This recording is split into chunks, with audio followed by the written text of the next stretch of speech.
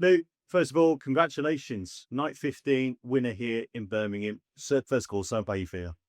Yeah, probably relieved. Yeah, it's quite been it's been a strange Premier League for myself. It's kind of not been there, and it's been there, and then not been there, and then the last 3 weeks the performances have been there, but I can't give the line. So yeah, it's been a strange one for myself, but of course, I've sort of been able to see a different version of myself, we spoke about on Sky Sports Heather.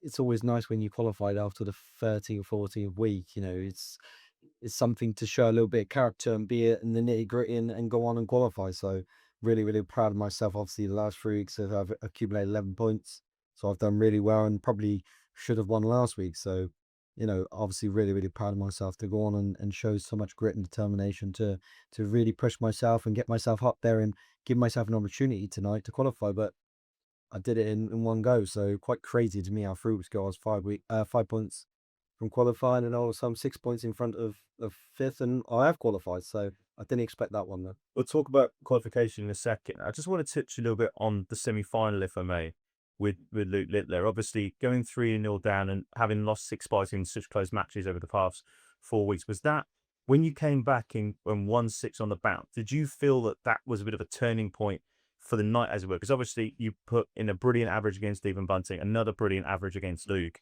and then obviously going on to win it. Did you feel at that point, you felt, hang on, something's happening here. I'm actually going to go and qualify for this? Yeah, I mean, I just take one game at a time. I knew that the game against Steve was an important game because you lose that game and just everything becomes permutation next week. So I thought just get through this game, and then which I did. And then obviously with Gian losing, because luckily enough I was the second semi-final, I could sort of see things that were happening. And you're lying if you don't. You look at these things. So I knew that if I did lose that game, that there was still a chance that if I lost my first game with Sheffield, that I would still qualify. So the pressure was a little bit off. But yeah, of course, obviously you see the scenario last week, and everyone thinks you can't beat him, and they think you're a bottler and stuff like this. And it's not that way. It's just when you're not used to winning a lot, the adrenaline just gets you. And in them last leg deciders, the adrenaline's so high that you're just pushing them and pull them a little bit here and there, and it becomes hard work. And obviously, because he's the best player in the world, it's like he's all over you. He sees it. So when I went to 5-3, I was like, just don't relent, just keep on it and put him under pressure a little bit. And I did that, and then that's the sort of performance I expect from myself a lot more. But Luke's a fantastic player, and he's the best player in the world. You have to hit the more averages to beat him, and that showed tonight. He's been not been beat the last 3 weeks, and it takes a really, really good performance to beat him. Certainly put that in the semi-final and then obviously going on to the final. You look at it obviously as a whole over this year. The Premier League hasn't been in terms of how you wanted, in terms of the rewards you've got for the performances that you've had, but you still won on the Euro Tour, you still won on the Pro Tour, and now obviously you've won a night in the Premier League. Especially with it being so close now to the O2, do you feel that you are starting to peak a little bit at the right time? Yeah, I mean, the stats would show that. I always look on stats. I think I'm averaging more than anybody in this Premier League for again. And the funny thing for me is, and I mean this, I always get writ off all the time. I have a kind of bad months. It's just like, oh, your has been this to the. I just never. I see it, but I never listen to it because I just know that round the corner that performance comes in from myself. The last 3 weeks, I've probably averaged about 103, and the whole year I'm averaging 100. So I just know when I look at the stats, I think sometimes I actually think, you're playing well, you're doing good, but there's obviously one thing that's affecting me. It was my doubles. Tonight, the doubles really good. Last last week, the doubles were good. The week before, the doubles were good. That was the only thing that was holding me back. Now I'm hitting them a little bit. The performances are a lot more, all in one. So yeah, I think that's it's nice to be written off because I always come back fine. We'll see you at the O2, Jan. Thank you very much. Cheers.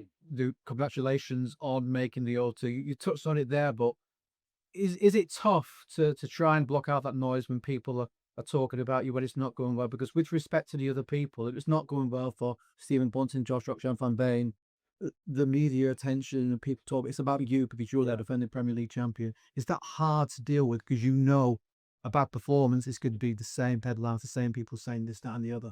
Yeah, I mean it can be, but I always clap back. In my whole career, especially in the last 3.5 years when I've been winning, I always seem to clap back. I mean, when I won the Worlds, I had that noise on my back, and then I managed to fight it off with the World Cup and the match play, and then finals in the Grand Prix.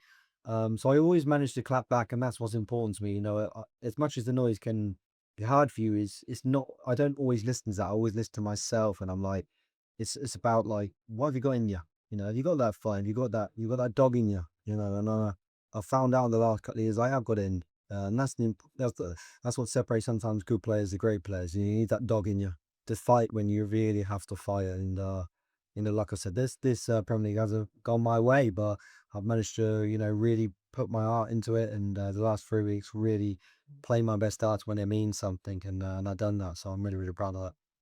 We know that Luke Littler will top the table and playing fourth place. The only thing that could change next week is whether you come third or fourth.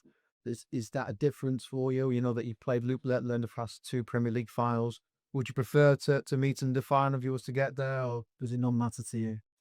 It's probably a bit of both. It doesn't matter to me, but of course, it's always just a great final. I don't mean to sound biased, but I just think it's the best game. I think, like you see last night, tonight, Feels like last night. yeah, last week. It's always such a good game, and if it's not a great game, it's always a battle in certain moment in the game. So, um, it would be nice if we are separated for them reasons. But if we're not, then I'm ready to go and play him in the semi-final, and it'd be the same against me. It's did the crowd get to have that semi-final early, or they get to have it possibly in the final? Who knows? But yeah, I think I'm one of them players now where it doesn't matter who I play, and I don't think who's going to care if it's me or Gezi. It's going to be a tough game, and um, I think top four in the Premier League this year, the top 4 players in the world got medals. So see if they're above them, see if they'll do. See that. I think Fickle's grip to it. Used to it all the time. Happens to me my whole career. It's happened to me since I've won all my majors. It doesn't bother me anymore. It's just something how I take with a pinch of salt. Sometimes people say things just to try and get a reaction from you, and yeah, I just keep plodding along. I keep doing my thing, and I think I've proved enough over the last 3.5 years that I won't just have a couple of months of bad play and it'd be gone from me. I always clap back, and that's something that I think a lot of people can appreciate, that I never get ill when it's not come my way. I think it's a bit disrespectful now they sort of target you and give you that sort of. Couldn't care less. Honestly, I don't. I think all of us players get it. So it's not just just to me. All players have to experience it, and all fans are rightly observant of their opinions. So yeah, it's not like it's something that's targeted to me. It's just, yeah. I mean, if you're not playing very good, you're going to get targeted, and that's something you have to take. So it's not like the last 2 or 3 months I've been targeted unfairly. I probably haven't been at my best, but I think the real fans know that I'm waiting to pounce back, and you've seen it over the last three weeks. But I have to keep doing it. I can't just have a couple of good weeks and then go, 2 or 3 months of playing badly. Feel like it's been a few months since I've had a big ding dong Luke. I think probably Milton Keynes probably the last one. Are you ready for that? You're ready to give us all what we want, another. Yeah, I get it. I know it, and I understand it. Me and Luke, is a game that everyone sees all the time. I understand it, and there's nothing that me or Luke can do about that, because we kind of win a lot of games and play each other a lot.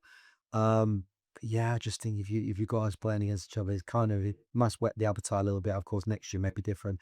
There may be a lot less than we play each other. Maybe the Premier League changes, but yeah, I mean, when it's a Premier League finals now, I think that whets the appetite, and it's a great game, but it's a big game. It's a lot different to a night like this when you're playing in a semi-final or final of a Premier League night. Proper O2 night, yeah, it's a lot more riding on it.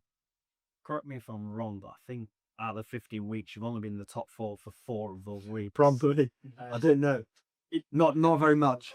I know in football, in terms of the playoffs, those teams that sneak into the playoffs last minute, us as journalists, we always say, oh, they're the most dangerous, they're the ones you don't want. Does that make you more dangerous? Yeah, I mean, I'm going to just recite what I said last week in Leeds when I had my media day on Wednesday.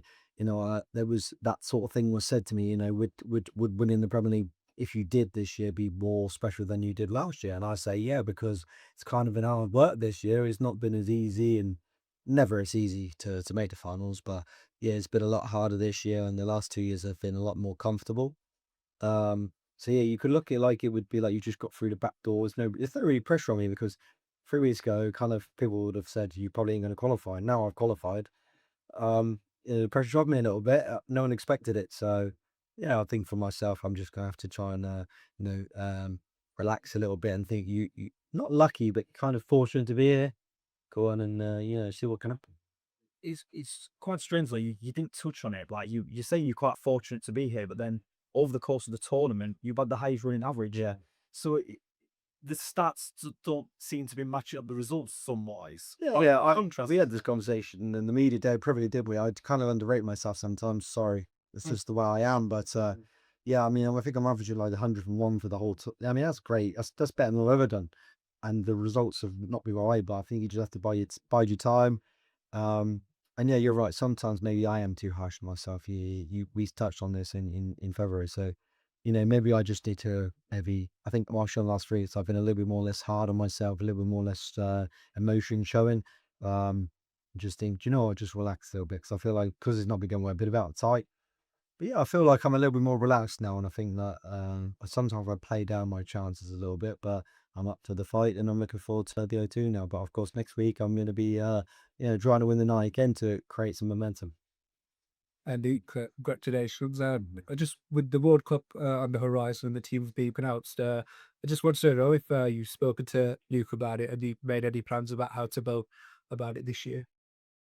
We're going to do the same again. There's no like you do what I do, Luke say you do what I do. It's the same scenario, like we did last year. There was no like I get to the venue 3.5 hours before I play a game. Luke gets to about an hour or two. I said to him last year, just do your own thing, mate. You come when you want to come. I'll come when I can. Don't think you have to come at the same time. And we'll do the same thing. But we are a team, and I think last year a lot was said, a lot was like, oh, they didn't act like a team. Trust me, me and Luke are good friends. We get on really well, and we want to do well. And this year we're probably more determined than ever because of last year.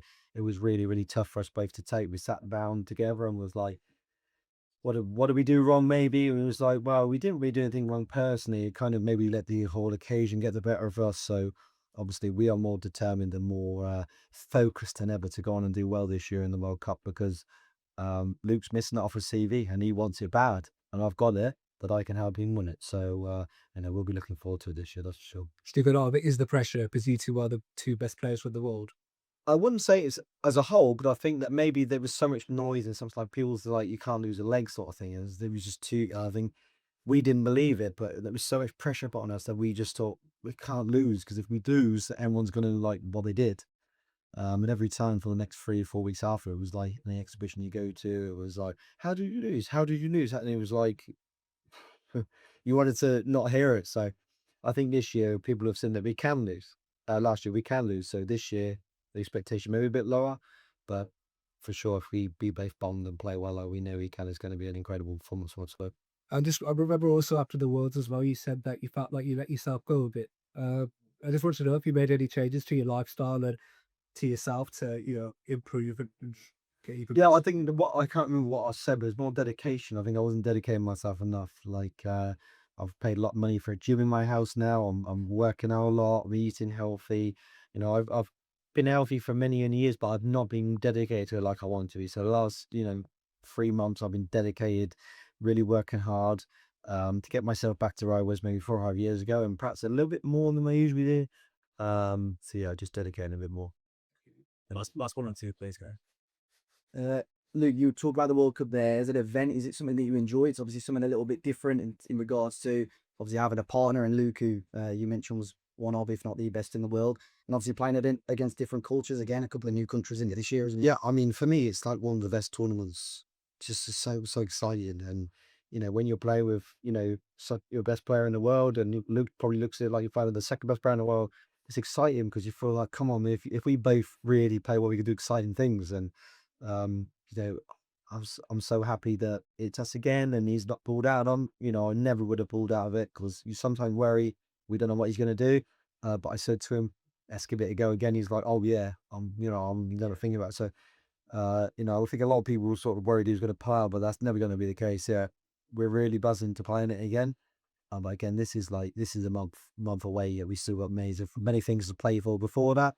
But when that comes to the fruition, we'll be really looking forward to it. Yes, mate. Thank you. Luke, I just want one more question. Going back to what you said earlier about how you were written off and how you come back from it, if I may.